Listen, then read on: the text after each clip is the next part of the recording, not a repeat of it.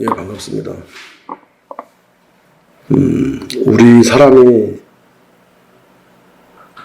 생각하기를, 나는 다 알고 있다. 근데 그렇지 않다.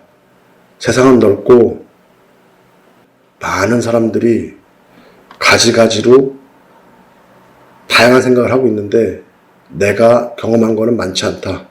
세상은 무량무변이다. 참 넓다. 마치 무량무변을 속담에 비유하면은 우물 안의 개구리다. 우물 밖에 개구리가 나가본 적이 없어요. 우물 밖으로 나가본 적이 없으니까는 자기가 본 우물이 제일 큰 거예요. 그래서 사람들이 생각하기를 내가 아는 게 전부 단지 알고 있어요. 현진 스님이 초등학교 3학년 때 청양시 그러면은 인구 한 8만 명? 청양군이죠. 시도 아니고. 읍내 가면 이제 2층 책방이 있어요. 50평짜리 위아래. 근데 현진 스님은 교문고 안 가봤잖아요. 그래서 끌고 갑니다. 내가 정말 신기한 거 보여드릴게요. 여기 어마어마한 큰 책방이 있거든요. 그러면 따라간 사람이 보니까 서울에서 큰 책방이 있는데 그것처럼 부처님은 우리를 초등학교 3학년으로 보고 있습니다. 우리는 내가 하는데 다 잘할 것 같잖아요. 하다 보니까 돈이 벌렸어. 그러니까 그 사람은 그 초등학교 3학년이 되는 거예요. 내가 다 할 줄 아는 것 같아요. 모든 걸. 돈 벌였더니. 근데 돈이 들어올 때도 나도 모르게 들어오는 겁니다. 돈이 나갈 때는요. 나도 모르게 나가요. 시장에서 돈 버시는 분들 이렇게 막 가만히로 막 돈 주담았다 하는데 그때는 세지도 않아요. 너무 많이 들어와서. 만약에 내가 돈 버는 법을 정확히 알고 있다 그러면은 누가 나한테 와서 어떻게 하면 돈 법니까? 그러면 이렇게 하면 됩니다. 하면은 벌릴 거 아니에요. 근데 그 사람이 가면 돈 벌린다는 확신이 없죠. 왜? 그건 내가 모르는 거예요. 우리가 여기 부산역 가는 길이 있으면은 부산역 어떻게 갑니까? 그러면은 앞에 택시 타고 가면 됩니다. 저기 300m만 걸어가면은 버스 정류장에 81번 몇 번 타고 가면 됩니다. 아니면 걸어서 가면은 1시간 걸립니다. 한번 가면 분명히 거기 있죠. 근데 누가 와서 나한테 와서 어떻게 하면 돈 법니까? 그러면은 그 길을 알려줄 수가 없죠. 그러니까 우리는 무량무변이다. 나한테 우연치 않게 운이 온 것이지. 그래서 재물이 나갈 때도 희한하게 나갑니다. 그 나가는 길을 알고 있으면은 사람들이 절대 안 잃을 거 아닙니까? 그래서 망하지 않을 것 같은 부잣집도 망하면은 끼니거리가 없게 되고, 무량무변은 뭐냐면은 내가 안다는 생각을 하면 안 된다. 나는 아무것도 모른다. 속에 내가 안다는 생각이 있다더라도 한 번 더 의심한다. 나를 의심한다. 그 속담으로 돌다리를 두드려보고 간다는 거잖아요. 예, 이번에 이 주식을 사면 돈을 법니다. 틀림없습니다. 하지만 모른다. 지나봐야 한다. 무량무변이다. 그래서 무량무변 다음에는 불가사의가 나오는 겁니다. 불가사의는 생각과 뜻, 사의 그러면 생각과 뜻으로 가늠할 수가 없다. 왜? 무량무변이니까.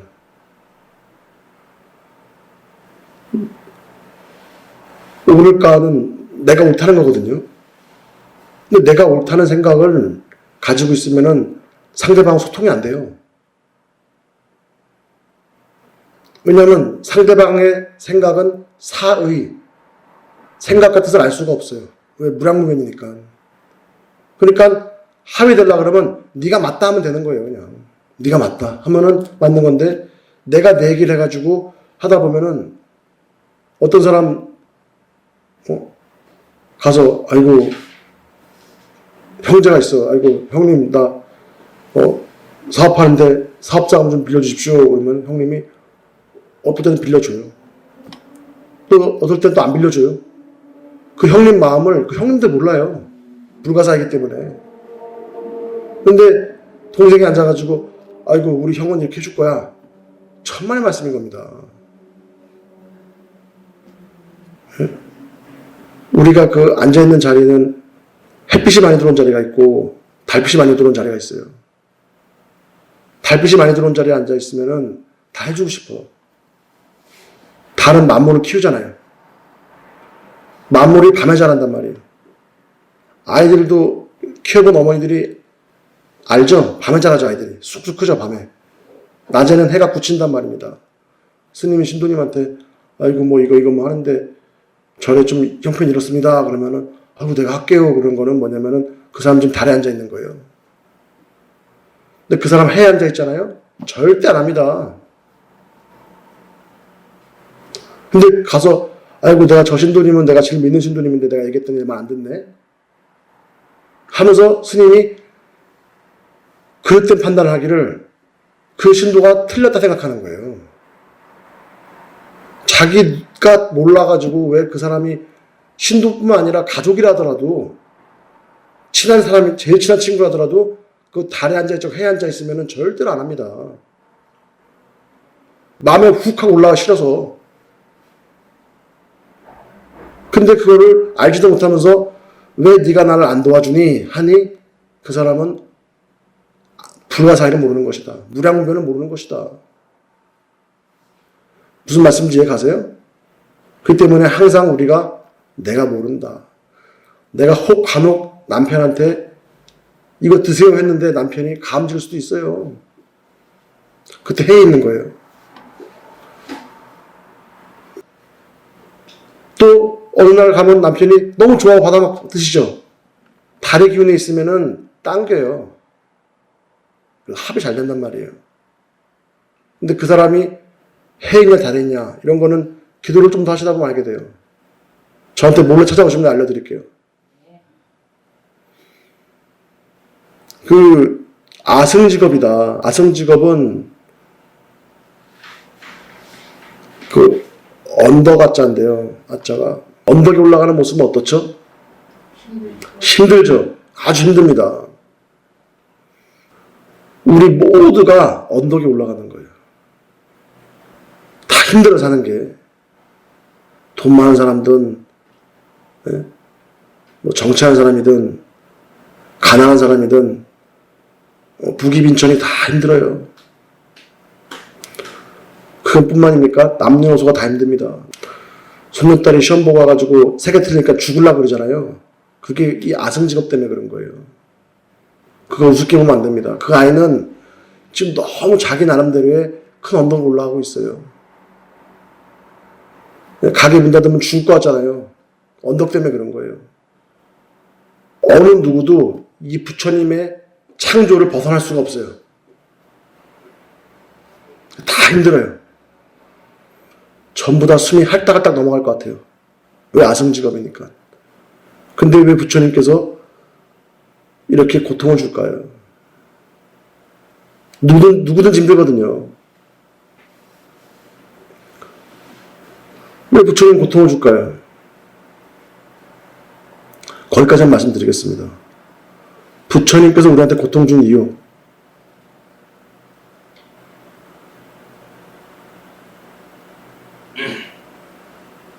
선이 악을 낳는다 그런 말 들어봤어요? 악이 선을 낳는다는 거예요. 자식을 가르치는데 선하게 가르치잖아요? 그러면 그 자식은 악을 낳아요. 근데 자식을 악하게 가르치면요, 그 자식에 선이 생기는 거예요. 어떤 분이 어제 대화를 나눴는데, 내가 이렇게 말씀드렸어요. 나는 큰 스님께서 펼치는 이 철학을 존중합니다. 왜? 스님들을 힘들게 한단 말이에요. 스님들한테 월급을 10만 원 준단 말이에요. 그러면 스님들이 오시는 신도들마다 그분들을 소중하게 느낄 거 아니에요. 저분들이 아니면 내가 살 수가 없어. 신도가 뭐 몇십억 보셨다고, 그 옛다 너 재니까 1억씩 가져라 그러면요, 그 스님들이 어떻게 될 것 같아요? 스님을 가르치는데 지금은 이제 10만 원도 안 주시대요. 근데 그 10만 원 받고 안 받고 상관이 없어야 될 거 아니에요. 스님 된 지 한 5년, 10년 됐으면, 그쵸?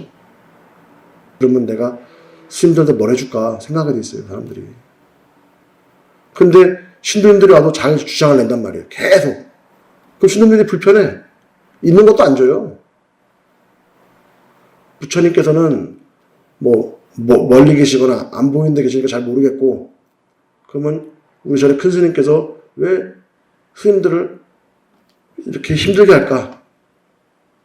왜 악하게 했더니 그 사람 마음에 선이 자라나는 거예요. 그래서 자수성가를 하신 분들은 절대로 아이들을 똑같은 길에 넣습니다.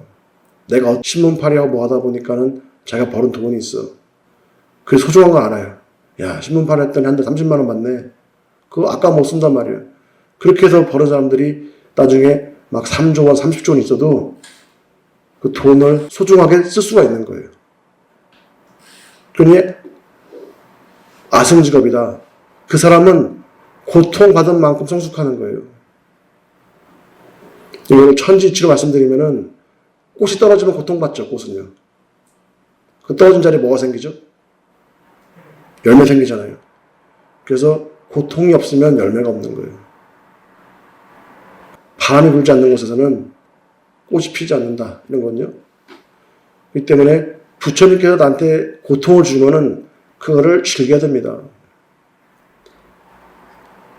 그거 10만 원 갖고 살다 보니까 느낌도 없는데 10만 원 가지고 안 살아보셨죠? 살아보면요, 환장합니다. 근데 그걸 받는 것도 느낌이 없어지는데 그때쯤 되면은 스님이 절의 주인인데 아버지가 집에 돈 탔어요? 스님이 저를 책임지는 거 아니에요? 스님이 자식이에요. 스님 개개인이 다 책임지는 거잖아요. 근데 왜 돈을 탔습니까, 거기다가? 사람은 고통을 받은 만큼 성숙하게 돼 있어요. 그렇기 때문에 나는 큰 스님께서 하시는 방법이 마치 그 절벽에다가 사자는 새끼 던져버린단 말이에요.